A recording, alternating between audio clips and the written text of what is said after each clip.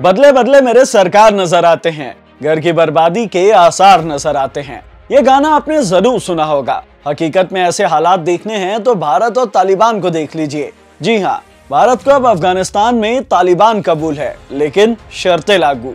क्षेत्र में भारत एक महत्वपूर्ण देश है और हम उसके साथ अच्छे व्यापारिक और आर्थिक रिश्ते चाहते हैं।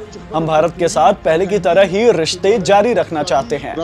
मंगलवार को कतर की राजधानी दोहा में भारतीय राजदूत दीपक मित्तल ने तालिबान के प्रतिनिधि स्थानिक जई से मुलाकात की। यहाँ हम आपको बताएंगे कि तालिबान से मुलाकात पर भारत का क्या कहना है, इस मुलाकात के मायने क्या है, भारत को तालिबान से खुलकर बात करने की जरूरत क्यों पड़ी और तालिबान पर भारत अब तक चुप क्यों था। विदेश मंत्रालय की ओर से जारी प्रेस रिलीज में कहा गया कि तालिबान के आग्रह के बाद ये मुलाकात हुई है। बातचीत का फोकस अफगानिस्तान में फंसे भारतीयों की जल्द वापसी पर था। भारतीय राजदूत ने कहा कि किसी भी तरह की भारत विरोधी गतिविधि और आतंकवाद के लिए अफगानिस्तान की जमीन का इस्तेमाल नहीं होना चाहिए। तालिबान के प्रतिनिधि ने भारत द्वारा उठाए गए मुद्दों को सकारात्मक तौर पर सुलझाने का आश्वासन दिया। इस मुलाकात के मायने जानने के लिए हमने अलीगढ़ मुस्लिम यूनिवर्सिटी में इंटरनेशनल रिलेशंस के प्रोफेसर डॉक्टर स्वाति राव से बात की। उन्होंने इसके पीछे दो बड़ी वजह बताई। पहली वजह तालिबान का बदला हुआ रुख और दूसरी अमेरिका का तालिबान को लेकर बदला हुआ रुख।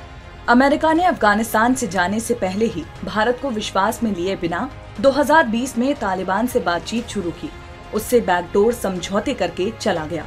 दोहा में तालिबान से मुलाकात और बातचीत में पाकिस्तान, रूस, चीन से लेकर ईरान तक शामिल थे, लेकिन भारत पूरी तरह अलग थलग पड़ गया था।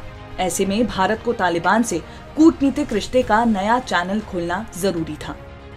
तो मौजूदा हालात में भारत के पास क्या क्या विकल्प है, इस बारे में बात करते हैं। भारत को फिलहाल ये कोशिश करनी चाहिए कि भले ही पहले जितने दोस्ताना संबंध नहीं हो पाए, लेकिन संबंध ज्यादा खराब भी ना हो। भारत की वेट एंड वॉच की नीति का ही ये नतीजा है कि अफगानिस्तान भारत को लेकर दोस्ताना संबंध वाला बयान दे रहा है। भारत को ईरान और रूस की मदद से अपने रास्ते खुले रखने चाहिए। ईरान और रूस के दूतावास अब भी वहां चल रहे हैं।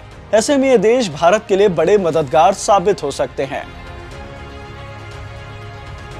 एक्सपर्ट्स का कहना है कि भारत तालिबान को मान्यता दे सकता है, लेकिन शर्त होगी कि तालिबान अपनी सरकार में सभी पक्षों को शामिल करे और एक समावेशी सरकार बनाए। ज्यादातर देशों ने तालिबान को मान्यता देने के लिए यही शर्त रखी है। अगर तालिबान समावेशी सरकार बनाता है, तब कहीं जाकर भारत तालिबान को मान्यता दे सकता है। ऐसे ही नॉलेज बढ़ाने वाली वीडियोस देखने के लिए जुड़े रहें दैनिक भास्कर ऐप के साथ। शेयर और डाउनलोड करें दैनिक भास्कर ऐप।